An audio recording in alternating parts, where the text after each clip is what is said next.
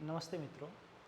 जैसा कि आप जानते हैं कि बिहार सरकार इस समय एक बहुत ही ख़ास स्कीम और प्रोजेक्ट पे काम करने जा रही है। बिहार में यदि आप देखें तो अपराध के बढ़ते मामले यदि सबसे अधिक आते हैं तो वो राजस्व या भूमि से संबंधित होते हैं। इसी को लेके बिहार सरकार का भूमि एवं राजस्व मंत्रालय ने एक सर्वे शुरू किया है जो हाल ही में स्टार्ट किया गया है और इसको हाल सर्वे का नाम दिया गया है। एक छोटी सी जानकारी के लिए मैं आपको बता दूं कि अभी जो आप ज़मीन का नक्शा देखते होंगे या खतियान देखते होंगे वो दो प्रकार का था। एक पुराना था और एक नया था। पुराना जो था वो 1898 और 99 ईस्वी में जो हमारे यहाँ सर्वे किया गया था, वो जो रिकॉर्ड आया वो पुराना नक्शा के नाम से जाना गया और पुराना खतियान के नाम से जाना गया। पुनः 1971 और 72 ईस्वी में खास करके दरभंगा मधुबनी के इलाके में पुनः एक बार सर्वेक्षण किया गया और इस सर्वेक्षण के आधार पर जो नक्शा तैयार किया गया उसको नया नक्शा नाम दिया गया और उस सर्वेक्षण के आधार पर जो खतियान तैयार किया गया उसको नया खतियान का नाम दिया गया। अब मामला ये आया कि उस समय जो खतियान जिन जिन लोगों के नाम से बन गया था उसके अलावे अब हाल ही में बिहार सरकार ने एक नया सर्वे शुरू किया है। यह सर्वे क्यों किया जाता है इसका थोड़ा सा हम आपको डिटेल बता देते हैं। ये सर्वे जो अभी स्टार्ट किया गया है ये इसलिए किया गया है ताकि आपके भूमि में या आपके ज़मीन में जो अभी तक की जो समस्याएं थी, जैसे आप परिमार्जन करते थे रकबा खाता खेसरा के सुधार के लिए या लगान के सुधार के लिए परिमार्जन करते थे, अथवा कोई ऐसा रसीद जो ऑनलाइन डिजिटलाइजेशन जमाबंदी में नहीं चढ़ा है उसके लिए कहा जाता था कि परिमार्जन के लिए उसके लिए, या डिजिटलाइजेशन के दौरान कोई जमाबंदी यदि डिजिटलाइज होने से बच जाता था या छूट जाता था, उसका डिजिटलाइजेशन नहीं हुआ था तो उसके लिए भी परिमार्जन करना पड़ता था।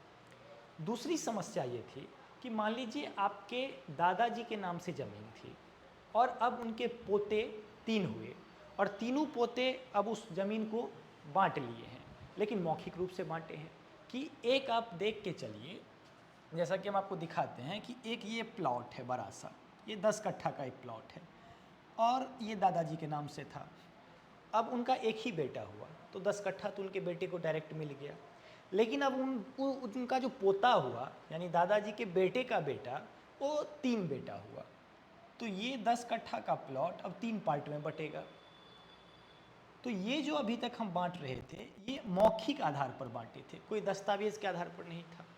भाई में बंटवारा होता था तो कह देते थे आप इस साइड से ले लीजिए, हम इस साइड से लेते हम बीच में ले लेते हैं। दूसरा क्या होता था, अंकुर गिरता था, इक्वल पार्ट में बांटा जाता था। अंकुर मतलब 3 पुर्जी गिरता था, जो उठाता था जिसके भाग में जो रहता था वो प्लॉट मिल जाता था इक्वल एरिया का, इक्वल क्षेत्रफल का। अभी तक ये था, लेकिन अब जो नया चीज़ आया है वो आप देखेंगे कि अभी जो अब हाल सर्वे शुरू हुआ है या हो चुका है किसी किसी ब्लॉक में, वो देखिएगा कि ये इस आधार पे है। ये आपको हम दिखाना चाहेंगे, ये फॉर्म है उसका, ये फॉर्म है। टोटल बिहार सरकार का भूमि एवं राजस्व मंत्रालय ने जो प्रपत्र जारी किया है टोटल 22 प्रपत्र है। मैं आपको लिंक में डिस्क्रिप्शन में वो लिंक दे दूंगा, आप देखिएगा। टोटल 22 प्रपत्र हैं। प्रपत्र मतलब फॉर्म, लेकिन वो 22 आपके काम का नहीं है। 22 में कौन कौन सा है मैं आपको थोड़ा सा ये दे देता हूँ उसका, कि 22 में अब ऐसा भी ज़मीन का फॉर्म दिया गया है जो मान लीजिए गरीब हैं, SC ST कोटे से आते हैं, उनके पास ज़मीन नहीं है, तो उनको 3 डिसमिल ज़मीन ब्लॉक के द्वारा अलॉट किया जाता है कि आप वहाँ घर बना के रहिए, उसका अलग फॉर्म है। लेकिन मूलतया ओवरऑल जो फॉर्म हम सबों के लिए जारी किया गया है जो कि कॉमन है वो 3 फॉर्म है। यहाँ आप देखेंगे ये प्रपत्र 2 है, ये फॉर्म, हाँ ये प्रपत्र 2 है। ठीक, अब इसको भरना कैसे है इस बारे में हम थोड़ा सा चर्चा कर लेते हैं। यहाँ से अब इसको भरना कैसे ये गौर से देखिए। पहला जो आपके पास फॉर्म आएगा ये आएगा जिसमें प्रपत्र 2 लिखा हुआ है, और यहाँ देखिए यहाँ है राजस्व ग्राम, यानी राजस्व ग्राम एक होता है ग्राम, एक होता है राजस्व ग्राम, जिसको आप लोग आमतौर पर मौजा कहते हैं। यदि आप जमाबंदी निकालिएगा तो जमाबंदी में देखिएगा कि लिखा रहता है हल्का मौजा, तो मौजा का क्या नाम है वो आपको इसमें भरना है। जैसे मेरे मौजा का नाम राजे है, तो मैं इसमें राजे भरूंगा, यानी आपके मौजा का जो नाम है उसमें भरिए। खतियान में भी लिखा हुआ है, जमाबंदी में भी लिखा हुआ है। थाना नंबर, हर एक राजस्व ग्राम का एक थाना नंबर होता है, तो मेरे ग्राम का जो थाना नंबर है 185 है। आप जब अपना डिजिटलाइज जमाबंदी निकालिएगा तो उसके राइट साइड में कॉर्नर पर देखिएगा, वो लिखा हुआ है जमाबंदी, और हल्का का भी नाम लिखा है, मौजा का भी नाम लिखा है।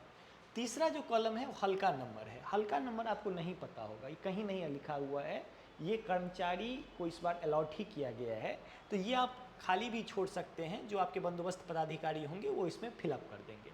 उसके बाद यहाँ देखिए पुलिस थाना, यानी आपका थाना कहाँ है, तो जैसे मेरा थाना मनीगाछी पड़ता है, तो इसमें आप मनीगाछी फिल करेंगे, ठीक। उसके बाद यहाँ देखेंगे अंचल, जो आपका ब्लॉक है। हाँ, एक चीज़ ध्यान रखिएगा कि कहीं कहीं प्रखंड और अंचल अलग अलग होते हैं, लेकिन मूलतया अभी बिहार में देखा गया है कि लगभग हर एक जगह अंचल और प्रखंड को एक कर दिया गया है। तो आपका अंचल जो है वो यहाँ भरेंगे, जैसे मेरा अंचल मनीगाछी है, वो आपके जमाबंदी रजिस्टर पर भी आपको देखने को मिल जाएगा, ठीक। और ज़िला में जो है वो आप भरेंगे, जैसे मेरा जो ज़िला है वो दरभंगा है, ये आप ऊपर फील्ड डिटेल करेंगे। अब आइए मेन पॉइंट पे, ये भरने के बाद जो सबसे महत्वपूर्ण चीज़ आती है भरने के लिए वो यहाँ आती है। देखिए यहाँ खास करके यहाँ दिया गया है रैयत का नाम, सह हिस्सेदारों का नाम एवं अंश अगर कोई हो, सहित एवं पिता का नाम। इसमें क्या भरना है, दो टाइप की बात है।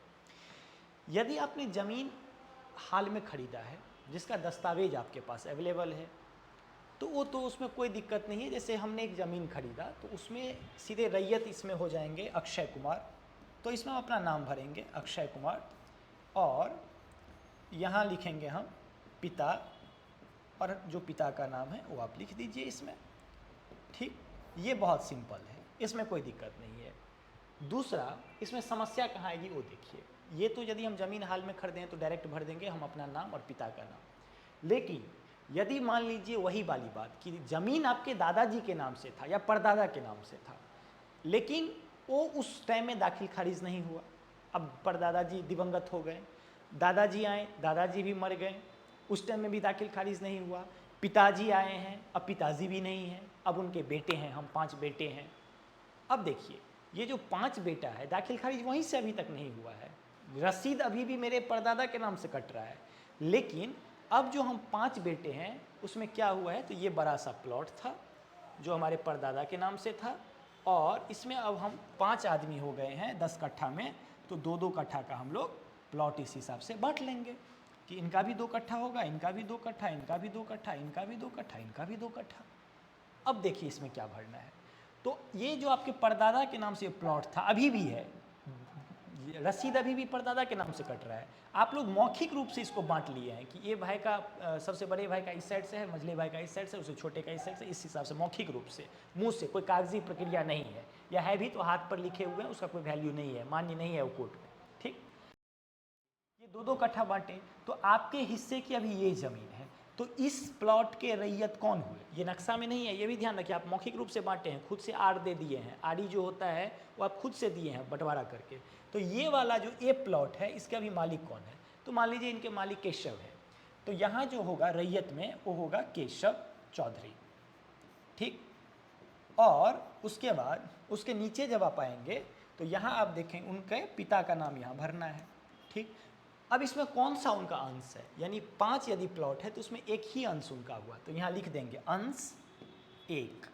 ये गौर से सुनिए, ये वो ज़मीन में होगा जो आपका मरौसी ज़मीन है, मरौसी मतलब दादा परदादा के नाम से, तो उसमें जो हमको लिखना है ये पूरा प्लॉट जो परदादा के नाम से था, अब इसमें हम कैसे लिखेंगे, तो केशव चौधरी पिता उनका जो नाम होगा वो लिख देंगे, और नीचे में अंश लिख देंगे 1, यानी इस 10 कट्ठा के प्लॉट में एक अंश मेरा है, यानी 5 आदमी यदि हैं तो एक अंश मेरा हुआ। उसी तरह इनके भाई जो होंगे वो अपना नाम लिखेंगे दूसरे फॉर्म में, पिता का नाम लिखेंगे, वो भी लिखेंगे एक अंश, ठीक है। तो इस हिसाब से इसमें अंश भराएगा। अब आइए नाम, पिता का नाम, और आपका कितना अंश उसमें बनता है वो प्लॉट में वो लिखेंगे। यहाँ देखिए अस्थायी पता, जो आपका एड्रेस होगा, एड्रेस में क्या लिखना है, तो मूलतः आपका गांव का नाम लिखना है, वार्ड नंबर लिखना है, अंचल लिखना है और ज़िला लिखना है, इतना काफ़ी है, वो आपको इसमें भरना है। अस्थायी पता, परमानेंट एड्रेस क्या है। उसके बाद आइए मुख्य बात यहाँ आती है, ये है खाता, ये खेसरा। गौर से सुनिए, खाता खेसरा जब भी भरेंगे इस सर्वे में नया भरेंगे, याद रखिएगा। क्यों भरेंगे? क्योंकि अब वो पुराने के आधार पर आपको फैसला या डिसीजन नहीं देने वाला है। जो नया खतियान 71-72 में बना था, केवल उसी का नंबर आपको इसमें भरना है, ये नेसेसरी है। परंतु यदि आपके पास पुराना नंबर भी अवेलेबल है तो आप यहाँ पुराना नंबर फिलअप कर सकते हैं। कैसे करेंगे वो मैं आपको दिखाता हूँ। उसमें एक चीज़ ध्यान रखिएगा, चूँकि ये सर्वे जो है इसमें नए नंबर को तवज्जो मिल रही है, तो नया नंबर हमेशा ऊपर लिखेंगे, पुराना नीचे लिखेंगे यदि उपलब्ध है तो। जैसे खाता संख्या 13 और ये कौन सा खाता है? नया खाता है, तो ब्रैकेट में यहाँ आगे में n लिख देंगे। जो खाता रहेगा वो लिखेंगे, ब्रैकेट में n लिखेंगे। और इसका खेसरा है 256, तो 256 लिख के और ब्रैकेट में n लिख देंगे। n मतलब नया, यानी 13 नंबर नया खाता का खेसरा 256 नया। और यदि आपके पास पुराना अवेलेबल है तो आप लिख दीजिए। जैसे 13 का जो पुराना खाता था वो क्या था, तो मान लीजिए 8 था, तो 8 के आगे ब्रैकेट में ओ लिख देंगे। और इसका जो खेसरा था मान लीजिए 113, तो 113 था और आगे में आप ब्रैकेट लगा के ओ लिख दीजिए, यानी ओल्ड। ये आप ध्यान रखिएगा, नया नंबर ऊपर लिखेंगे, नया खाता जैसे 13 तो 13 लिख के ब्रैकेट में n, और नया खेसरा 256 तो 256 लिख के ब्रैकेट में n। ठीक, पुराना खेसरा 8 तो 8 लिख के ब्रैकेट में ओ, यानी ओ फॉर ओल्ड।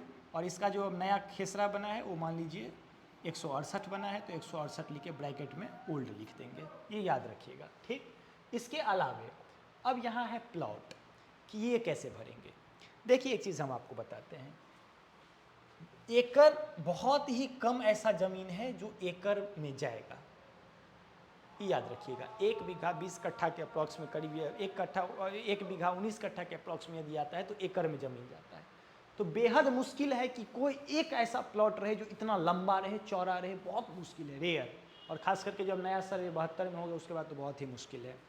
तो ये मैक्सिमम प्लॉट में 0 ही भराएगा। आगे है डिसमिल।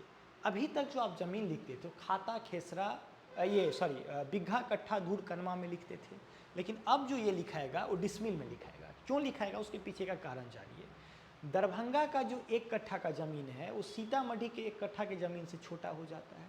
यानी 1 कट्ठा ज़मीन आप यदि दरभंगा में लीजिएगा तो इसका जो स्क्वायर फीट है, और यदि आप समस्तीपुर या सीतामढ़ी साइड का 1 कट्ठा लीजिएगा उसका जो स्क्वायर फीट है, दोनों में अंतर हो जाता है। यहाँ का कट्ठा वहाँ का कट्ठा में आकाश पाताल का अंतर है, बहुत ज़्यादा डिफरेंस हो जाता है। यहाँ का 1 कट्ठा वहाँ का 1.5 कट्ठा के बराबर होता है। तो इसको मिटाने के लिए जो स्टैंडर्ड वैल्यू आता है वो डिसमिल आता है। ये आप बात समझ गए। अब निकालेंगे कैसे डिसमिल में, ये देखिए। सबसे पहले हमारे पास मान लीजिए ज़मीन है 1 बीघा, ये प्लॉट कितने का है? 1 बीघा 10 कट्ठा का ये टोटल प्लॉट है। तो सबसे पहले हम कोशिश करेंगे, मान लीजिए 1 बीघा 10 कट्ठा 10 धूर, इतना का ये प्लॉट है। तो अब हम कोशिश क्या करेंगे वो देखिए। जब भी हम डिसमिल में बदलेंगे तो सबसे पहले हमको धूर में लाना पड़ेगा। तो 1 बीघा का क्या होगा वो देखिए, 1 बीघा बराबर 20 कट्ठा, ठीक। और ये है 10 कट्ठा, तो ये पहले यहाँ देखिए 1 बीघा बराबर 20 कट्ठा और ये है 10 कट्ठा, तो टोटल हमारे पास कितना कट्ठा हो गया? 30 कट्ठा। ये ध्यान से देखिएगा, टोटल हमारे पास 30 कट्ठा। यदि बीघा में है तो पहले कट्ठा में कर लेंगे। अब कट्ठा को धूर में बदलेंगे तो 1 धूर बराबर कितना होता है? एक कट्ठा बराबर कितना होता है? यहाँ देखिए 1 कट्ठा बराबर कितना होता है? 20 धूर। हमारे पास टोटल कितना कट्ठा है? 30 कट्ठा। तो 30 कट्ठा बराबर कितना हो जाएगा? 30 × 20 इज इक्वल टू 600 धूर। ये हो गया 600 धूर। और हमारे पास 10 धूर और था तो इसमें ऐड हो जाएगा, तो टोटल कितना हो गया? 610 धूर। अब यहाँ देखिए, यानी हमारा जो 1 बीघा 10 कट्ठा 10 धूर का जो प्लॉट था वो कितना हो गया? 610 धूर। अब इस 610 धूर को क्या करना है वो देखिए।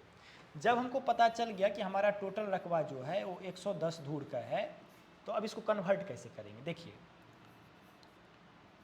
धूर multiply by 0.218 is equal to decimal. ये फॉर्मूला याद रखिए, जितना धूर रहेगा उसको 0.128 से मल्टीप्लाई करेंगे तो डिसमिल में निकल जाएगा। अब आप कैलकुलेटर यदि निकालिएगा तो यहाँ देखिएगा एक चीज़ कि 610 धूर है, तो तो आप मोबाइल में लिखिए 610 मल्टीप्लाई 0.218 इज इक्वल टू 132.98। तो यहाँ हम लिखेंगे 132.98 डिसमिल। ये बात आ गई समझ में? एक बार फिर सुन लीजिए। सबसे पहले जितना हमारे पास ज़मीन रहेगा सबको धूड़ बना लेंगे, ये तो बहुत आसान है, और धूड़ को मल्टीप्लाई कर देंगे 0.218 से, ये जो आएगा ये बन जाएगा डिसमिल।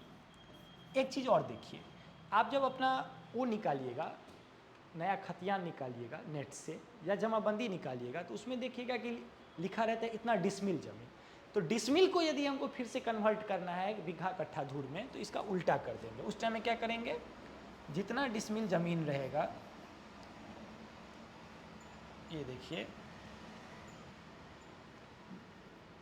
जितना डिसमिल हमारे पास ज़मीन रहेगा उसको भागा करेंगे किससे, तो वही 0.218 से, और ये क्या निकल जाएगा, ये निकल जाएगा धूड़। ठीक, तो यदि धूड़ में डिसमिल में ज़मीन निकालना है तो धूड़ को मल्टीप्लाई कीजिए 0.128 से, यदि डिसमिल में है और धूड़ में निकालना है तो डिवाइड कर दीजिए 0.218 से। ठीक, आगे देखिए चौहद्दी, ये काफ़ी सोच समझ के भरने वाली चीज़ है।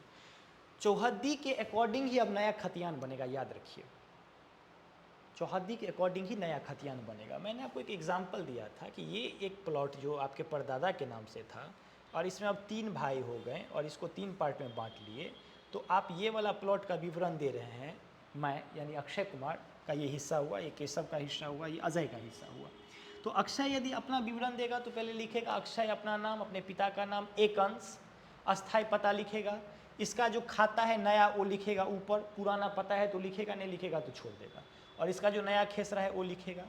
एकड़ में ज़मीन जाएगा नहीं, यदि जाएगा तो लिखेगा, नहीं जाएगा तो जीरो ही कर देंगे। वास्तविक में सभी एकड़ में ज़मीन बहुत कम जाएगा तो जीरो ही होगा। डिसमिल के लिए हम बता ही दिए कि धूड़ को मल्टीप्लाई कीजिए 0.218 से, तो जो आएगा इसमें डिसमिल में वो एरिया हो गया। चौहद्दी में अब देखिए, ये वाले प्लॉट का हम चौहद्दी देंगे तो इसमें हम क्या लिखेंगे, ये उत्तर में जिनका ज़मीन है तो यहाँ हम ये करके इस तरह से लिखेंगे ऊ और ऐसे हाइफन, और उत्तर में जिन व्यक्ति का नाम है वो लिख देंगे, ये जिनका खेत है ये वाला। फिर लिखेंगे द यानी दक्षिण, ये जिसका प्लॉट है उसका नाम लिख देंगे, और वो व्यक्ति होना चाहिए जो अभी जीवित है। ये नहीं कि अब ये जीवच काका के नाम से है, वो 10 साल पहले मर गए तो उनका नाम लिखना है। जो अभी वो प्लॉट किसके नाम से है तो उसका नाम लिखना है, जीवित व्यक्ति का। उसके बाद लिखेंगे पू, यानी पूरब में किसका है, तो आप ही के भाई का है। ये पूरा प्लॉट आपके दादाजी का था, ध्यान से देखिए, ये पूरा प्लॉट आपके दादाजी का था, लेकिन अब 3 पार्ट में आप बांटे हैं तो इसके पूरब में ये आप ही का भाई आएगा केशव, तो आप पूरब में लिखिएगा यहाँ केशव, और पश्चिम में किसका नाम आएगा, जो इस प्लॉट का मालिक है। ठीक इसी तरह यदि ये प्लॉट वाला अपना चौहद्दी लिखेगा तो उत्तर में जिसका रहेगा उसका नाम, दक्षिण में जो रहेगा उसका नाम, और पूरब में अब उन्हीं का भाई है तो उनका नाम, और पश्चिम में उन्हीं का भाई है तो उनका नाम। ये याद रखिए, ये कॉन्सेप्ट क्लियर हो गया। उसके बाद देखिए आगे चलते हैं, ज़मीन का किस्म। देखिए ज़मीन का 2-3 टाइप का किस्म होता है। क्या किस्म है वो देखिए। ज़मीन का किस्म कहने का मतलब, यदि उस ज़मीन में आम का बगीचा है, जामुन का बगीचा है, मतलब मोटा मोटा तौर पर यदि बड़ा बड़ा पेड़ है तो उसको हम लोग लिखते हैं बगीचा, या उसको लिखते हैं बाग आम, या एक और आप खतियान में देखिएगा लिखा रहता है बाग कलमी। ये अधिक जगह आपको मिलेगा, तो कोशिश कीजिए ये लिखिए बाग कलमी। यदि उसमें पेड़ पौधा बड़ा बड़ा है तो लिखिएगा बाग कलमी। ठीक, उसके अलावा यदि उसमें धान की खेती होती है और गेहूं की भी खेती होती है, यानी फसल होता है, तो उसको आप लिखिएगा धनहर। ये मत समझिएगा कि केवल धान की खेती है तो धनहर का खेत है। और एक चीज़, ये बहुत सोच समझ के भरिएगा, क्योंकि इसी के अकॉर्डिंग आपका जो लगान है वो फिक्स होगा, ये याद रखिएगा।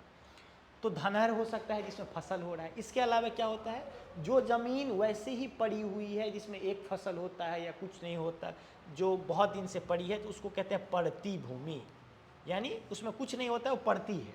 उसके अलावा एक और ज़मीन का किस्म होता है जिसको बोलते हैं भीट, यानी आपका जो घराड़ी वगैरह है जिसमें कुछ हो नहीं रहा है लेकिन रखा हुआ है, तो उसको भीट ज़मीन बोलेंगे। ठीक, इसके अलावा जो सबसे महत्वपूर्ण है आज के समय में वो देख लीजिए, दो किस्म, यदि रोड से अटैच हो है जमीन तो उसमें आप दीजिए आवासीय, ठीक। या मार्केट में वो जमीन है और रोड से अटैच है तो उसमें हम लिखेंगे व्यावसायिक। ये आपके लिए फायदेमंद भी नुकसान भी है। कैसे है, जब लगान फिक्स होगा तो आपको लगान देना पड़ेगा व्यावसायिक के अकॉर्डिंग, और जब लगान फिक्स होगा तो देना पड़ेगा आवासीय के अकॉर्डिंग। ये आपका पॉकेट थोड़ा ढीला करेगा। लेकिन इसमें अच्छा चीज़ कब है, जब आप उस ज़मीन को बेचिएगा रजिस्ट्री के समय में तो इसका जो रेट आएगा वो व्यावसायिक जो सरकारी रेट रहेगा उसके अकॉर्डिंग बिकेगा। तो ज़मीन का किस्म सोच समझ के भरिएगा। इसके अलावा यहाँ आइए, शेष को छोड़ के लगान। जब आप जमाबंदी डिजिटलाइज वाला निकालिएगा तो उसमें दो कॉलम होगा सबसे राइट साइड में, एक में जिसमें टैक्स का निर्धारण किया होगा उसमें लिखा होगा लगान और इस टाइप से कॉलम होगा, और यहाँ लिखा होगा शेष। तो आपको ये कॉलम में जो लिखा है इसको आपको नहीं लिखना है। लगान वाले कॉलम में जो यहाँ लिखा होगा 10, 20, 30, 40, 50, 100 वो आपको इसमें भर देना है। तो याद रखिए इसमें लगान का किस्म जो होगा, मान लीजिए 50 है लिखा हुआ या 10 है तो वो आपको अमाउंट भर देना है। जमाबंदी संख्या, जमाबंदी संख्या जो आपका है यदि आपको नहीं मिल रहा है तो उस पर कैसे हम ढूंढेंगे एक अगली वीडियो में हम बता देंगे। तो जमाबंदी संख्या मान लीजिए हमारा 3006 है तो 3006 लिखेंगे। यहाँ एक और ध्यान देने वाली बात है, ये जमाबंदी आपको वही मिलेगा जो आपके पूर्वज ने रसीद कटवाते हुए अभी तक आए हैं, वो जमाबंदी आपको मिल जाएगा। लेकिन अब जो हाल में रजिस्ट्री हो रहा है उसमें देखा जा रहा है कि जमाबंदी है ही नहीं, तो फिर कहाँ से भरेंगे। उसमें बस देखेंगे कि आप दो चीज़ लिखा रहता है, एक लिखा रहता है भाग वर्तमान और यहाँ लिखा रहेगा, उसके बाद लिखा रहेगा आपको पृष्ठ संख्या, यहाँ लिखा रहेगा, और यहाँ लिखा रहता है जमाबंदी, और जमाबंदी के आगे कुछ लिखा ही नहीं रहेगा, खाली रहेगा। उसके आगे लिखा रहेगा कंप्यूटराइज जमाबंदी और इसमें 16 अंक का एक नंबर लिखा रहता है। तो यदि आपके केस में ऐसा है, हाल ही में आपने रजिस्ट्री करवाया है और उसमें जमाबंदी नहीं आपको मिलता है, तो कंप्यूटराइज जमाबंदी जो सबसे राइट साइड में ऊपर में रहेगा 16 अंक का, वो आपको इसमें फिल कर देना है। जमाबंदी में 16 अंक का जो रहेगा वो भर देना है। अब देखिए, भूमि पर दावा का आधार यथा उत्तराधिकारी, दान कराए, बंदोबस्त या अन्य। जमीन दो तीन प्रकार से प्राप्त होते हैं। यदि आपने खरीदा है तो यहाँ आप लिखिएगा कि वो हमको उसके आधार पर मिला है, मतलब क्रय लिखिएगा उसमें यदि खरीदा है तो। यदि आपके पूर्वज का ज़मीन है और आपको हिस्सा में मिला है तो उसमें आप उत्तराधिकार लिखिएगा। यदि वो ज़मीन आप SC ST कोटा से आते हैं, गवर्नमेंट ने 3 डिसमिल ज़मीन आपको रहने के लिए दिया है तो उसमें बंदोबस्त का टाइप आ जाता है, या अन्य टाइप का, जैसे दान में आपको मिला है या किस चीज़ में मिला है, तो गिफ्ट में आपको मिला है तो उसमें अन्य जो भी किस्म हो वो भर दीजिएगा। सबसे महत्वपूर्ण बात यहाँ आती है, अभियुक्ति अगर कोई हो तो अभियुक्ति का क्या तात्पर्य देखिए। जैसे आप देखे होंगे कि अभी तक जो हम परिमार्जन वगैरह करते थे तो किसी किसी ज़मीन में आप देखिएगा कि लगान छोड़ देता था, जमाबंदी में आप देखिएगा कि उसमें खाता खेसरा छोड़ देता था, या आपका ज़मीन रजिस्ट्री है 10 डिसमिल और उस पर चढ़ा दिया है खतियान में 5 डिसमिल ही। तो कोई भी यदि शिकायत हो उस प्लॉट से संबंधित तो आप इसमें भर सकते हैं कि मेरा रकबा कम हो गया है, मेरा जमाबंदी कम हो गया है, मेरा जो हम लगान रसीद कटा है वो अप टू डेट नहीं है, तो जो भी है आप इसमें भरिएगा। ये हो गया। इसके अलावा एक और पेज, जो पेज नंबर, हाँ, जो पेज नंबर 2 में है। अब यहाँ एक चीज़ और देखिए, यहाँ लिखा है कि मैं या हम घोषणा करते हैं या करते हैं कि स्वघोषणा में यदि कोई प्रविष्टि मेरे द्वारा जानकारी में सही है, स्वघोषणा में किसी गलत प्रविष्टि के लिए मैं खुद जिम्मेवार हूँ। ये तो हो गया। यहाँ आप लिखिएगा रैयत का हस्ताक्षर, रैयत जो हस्ताक्षर करेंगे वो यहाँ होगा। उसके अलावा मोबाइल नंबर और आधार नंबर देना बिल्कुल ना भूलिए। क्यों ना भूले वो आपको अगले में बताएंगे। यहाँ आपका साइन होगा या अंगूठा लगाते तो अंगूठा, और मोबाइल नंबर और आधार नंबर लिखेंगे। इसके ऊपर आइए, इसी का ये पार्ट भी है, देखिए ध्यान से। आपने जो ऊपर फिल किया है, जो भी आप ऊपर में देखे थे, आप रैयत का नाम फिल किए थे, पिता का नाम फिल किए थे, अस्थायी पता फिल किए थे, खाता और खेसरा भरे थे, ये रकबा भरे थे, डिसमिल में चौहद्दी भरे थे और जमाबंदी भरे थे। ये इसमें सेम हूबहू उतार देना है और कुछ नहीं है, ठीक। अब ऊपर आइए, मुख्य बात, इसमें डॉक्यूमेंट आपको साथ में कौन कौन सा लगाना है। तो वो डॉक्यूमेंट दावाकृति भूमि से, ये देखिए इसमें है कौन सा जो भूमि अनुलग्नक, मतलब हुआ कि प्रूफ के तौर पर जो आप दीजिएगा। क्या दीजिएगा, तो दावाकृति भूमि से संबंधित दस्तावेजों का विवरण, यानी आपके पास जो दस्तावेज है वो आप इसमें लगाइएगा। आपने हाल में खरीदा है तो दस्तावेज होगा ही, वो आप लगाइएगा। जो आपके पास दस्तावेज नहीं है, मान लीजिए पैतृक जमीन है, हमारे एक फरीक रखे हुए हैं, वो दे नहीं रहे, छोड़ दीजिए, नहीं लगाना है।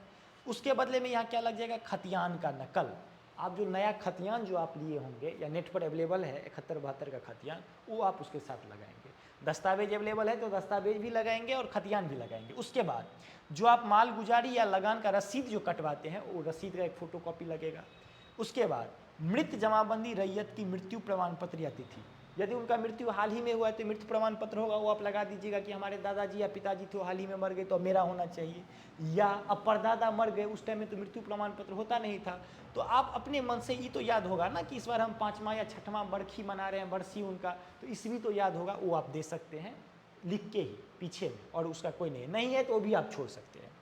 याचिकाकर्ता का मृतक का वारिस होने के संबंध में प्रमाण पत्र, इसमें आप एक एफिडेविट बना लीजिए कोर्ट से, वो आप दे सकते हैं। एफिडेविट माने शपथ पत्र होता है जो साबित करता है कि आप उन्हीं के वंशज हैं। अगर सक्षम न्यायालय का आदेश हो तो आदेश की सच्ची प्रति। ये सुनिए, 1971-72 में जो सर्वे हुआ था उसके बाद कई ऐसे लोग थे जिनके ज़मीन को बिहार सरकार कर दिया गया। बाद में वो टाइटल सूट में गए, केस लड़े, अपना डॉक्यूमेंट दिखाए, तो उनका जो ज़मीन है वो बट्टा नंबर करके काट दिया गया। जैसे कि इन्हीं का खेसरा नंबर 92/123 अलॉट हो गया था, लेकिन बाद में पता चला कि ये गलत हो गया है, तो उसमें क्या करता था, तो बट्टा नंबर देके 665 या 666 कर देता था। तो ये जो करता तो एक केस के अधीन करता था, जो न्यायालय में जो फैसला आता था उसके अधीन। तो फैसला का यदि किसी ज़मीन पर केस चला है तो उसका जो फैसला दिया गया है न्यायालय के द्वारा, तो उसका वो रिपोर्ट जो है, नोटिस का जो रिपोर्ट है, जो अंतिम फैसला आया है, उसका एक जीरोक्स आप इसमें लगाएंगे न्यायालय वाले में। अब देखिए, ये बहुत महत्वपूर्ण है, आधार कार्ड और वोटर आईडी कार्ड, इसका 2 जीरोक्स आपको लगाना ही है, जो कि आपको यहाँ भी दिया गया था। इसीलिए देखिए, यहाँ आधार नंबर आपको मांगा गया था, आधार नंबर और वोटर आईडी कार्ड का छाया प्रति आपको लगाना ही है। यहाँ आप साइन करेंगे, हस्ताक्षर, और यहाँ पूर्ण पता लिखेंगे, आपका एड्रेस लिखाएगा, ठीक। इसके अलावा ये 2 फॉर्म हो गया। अब एक तीसरा फॉर्म है, ये देखिए, अब एक और फॉर्म खुलेगा, ये आपका वंशावली इंडिकेट करता है। इसको कैसे भरना है थोड़ा गौर से देखिए। देखिए, सबसे पहले तो अंचल सेवा में शिविर प्रभारी, और अंचल आपका जो है, जैसे हम पहले भरे तो वो भर देंगे, जिला का नाम इसमें भर देंगे, ठीक। इसके अलावे आप देखिए, हाँ, अब यहाँ से देखिए, यदि हम 5 आदमी एक साथ मिलके ये फाइल बना के दे रहे हैं तो यहाँ नाम आएगा अक्षय कुमार झा, पिता मणिकांत झा, ठीक। ये देखिए, ये थोड़ा गौर से भरिएगा, यहाँ नाम आएगा, यहाँ नाम आएगा कि अक्षय कुमार झा, पिता मणिकांत झा। अब मेरा दूसरा भाई अजय कुमार झा, पिता मणिकांत झा। तीसरा भाई केशव कुमार, इसमें पिता का नाम आएगा, ठीक। इस तरह से यदि एक ही हैं तो एक ही भरिएगा, यदि 3, 4, 5 भाई हैं तो 5 भरिएगा, और 6 हैं तो और एक कॉलम आप इसमें जोड़ सकते हैं। उसके अलावा देखिए, निवासी आप कहाँ के हैं वो इसमें आप भर लीजिएगा कि हम कहाँ के निवासी हैं, यानी आपके गाँव का नाम इसमें हो जाएगा, ठीक। इसमें आपको गांव का नाम भरना है। उसके अलावे आप टोला मोहल्ला या यहाँ आप स्लाइस करके वार्ड नंबर भी दे सकते हैं। यदि आप गांव में हैं तो वार्ड नंबर कितना है वो आप भरिएगा, आपका पोस्ट कौन सा है वो भरिएगा, पुलिस थाना का नाम भरिएगा, अंचल का नाम भरिएगा, जिला का नाम भरिएगा, और यहाँ जाति भरिएगा कि किस जाति के आप हैं वो आप भरिएगा, ठीक। ने भूमि जिसका विवरण आवेदन के साथ संलग्न प्रपत्र 2, जो हम पिछला भरे तो उसको प्रपत्र 2 है, प्रपत्र 2 में अंकित है जमाबंदी पंजी में। अब यहाँ देखिए, रैयत का नाम होगा, जब आप जमाबंदी वो निकालिएगा तो उसमें देखिएगा कि आप रैयत का नाम होगा, तो इसमें जो रैयत है उनका नाम आप दीजिएगा, तो रैयत का नाम इसमें हम भरेंगे। उसके बाद रैयत में पिता का नाम, तो पिता का नाम इसमें भरेंगे। इसमें एक बात ध्यान दीजिएगा, यदि संयुक्त जमाबंदी चल रहा है, संयुक्त जमाबंदी कहने का मतलब 4-5 भाई का एक ही जगह चल रहा है, तो आप देखिएगा लिखा रहता है अजय, अक्षय कुमार, केशव कुमार वगैरह, तो इसमें आप अब या 5 आदमी का नाम है तो आपको सिर्फ एक आदमी का नाम लिख के आगे में दे देना है वगैरह, पिता का नाम एक ही रहेगा। और इसमें आप क्या भरिएगा कि उसमें देखिएगा कि गांव का क्या नाम है, गांव दीजिएगा। जो राजस्व ग्राम में राजस्व ग्राम मतलब उस गांव का क्या नाम है, वो आपको जो जमाबंदी रजिस्टर जो आप निकाले हैं उसमें रहेगा, तो राजस्व ग्राम का नाम यहाँ भरिएगा। और अंचल यानी उसमें जो अंचल है, मेरा मनीगाछी तो मनीगाछी भर देंगे। के जमाबंदी संख्या, अब देखिए जमाबंदी संख्या यदि आपको आइडेंटिफाई है तो इसमें आप जमाबंदी संख्या दीजिएगा। यदि जमाबंदी नहीं पता है, कंप्यूटराइज जमाबंदी है 16 अंक वाला, तो 16 अंक वाला जमाबंदी आपको डालना है इसमें। प्रविष्ट हुई की खतियान में अंकित खाता संख्या, यहाँ गौर से देखिए, यहाँ जो आपको दिक्कत आने वाली है, अब हमारे पास ये समस्या हो जाएगी कि हमारे पास जो खेसरा है या खाता है वो 5 खाता है, तो आपको कुछ नहीं करना है, सिंपली यदि 15 खाता है तो इतना जगह में तो नहीं आएगा, तो इसमें से आपको मूलतः 2 खाता लिखना है, जैसे 25, 26 जो भी खाता है, और आगे आपको कर देना है वगैरह। इसी तरह खेसरा में 2 खेसरा लिखना है, उसके बाद आपको कर देना है वगैरह। रकबा टोटल एक ही जगह करके जितना डिसमिल में, लेकिन जितना डिसमिल में मान लीजिए 10.6 डिसमिल, तो वो डाल देना है। लगान, लगान आप देखिएगा उसमें है 10 है, 20 है, 50 है, राइट साइड वाले में एक पहले, तो वो आपको डाल देना है। का उत्तराधिकारी के आधार पर हित अर्जित किया गया है, और ये आपका कंप्लीट हो जाएगा। इसके अलावे नीचे आपको यहाँ साइन करना है, ऊपर आप कीजिएगा अनुलग्नक वंशावली और याचिकाकर्ता का यहाँ सिग्नेचर। अब एक चीज़ इसमें गौर से देख लीजिए, सरकार ने नियम निकाला था कि वंशावली जो है वो कुछ दिन पहले था कि सरपंच से जो रहेगा बना हुआ, सरपंच का सिग्नेचर रहेगा वही केवल वैलिड करेगा। कुछ दिन के बाद ये निकाला था कि आप ग्राम सेवक से निकालिए, लेकिन सरकार ने अब कर दिया है कि यही पेज के पीछे आप एक हाथ से ही वंशावली बना दीजिए, उस पर अपना साइन कर दीजिए, वो वैलिड माना जाएगा। यानी कहने का मतलब अंत में, हम वीडियो के अंत में यही कहना चाहेंगे कि इसमें टोटल 3 फॉर्म है। प्रपत्र 2 में सेक्शन ए और बी है, 2 फॉर्म है, उसको आप भर लीजिए, जिसमें आपको रैयत का नाम, पिता का नाम और आपका अंश कितना है यानी आपका हिस्सा कितना है वो लिखना है। उसके अलावे आपको उसमें लिखना है कि जमाबंदी क्या है, रकबा क्या है, चौहद्दी क्या है, चौहद्दी केवल जीवित आदमी का होना चाहिए। और ये एक फॉर्म भर के नीचे साइन करके जब आपके गांव में कैंप लगे तो वहाँ आप सबमिट कर दीजिए। कैसा लगा आपको वीडियो, कमेंट करके ज़रूर बताइएगा।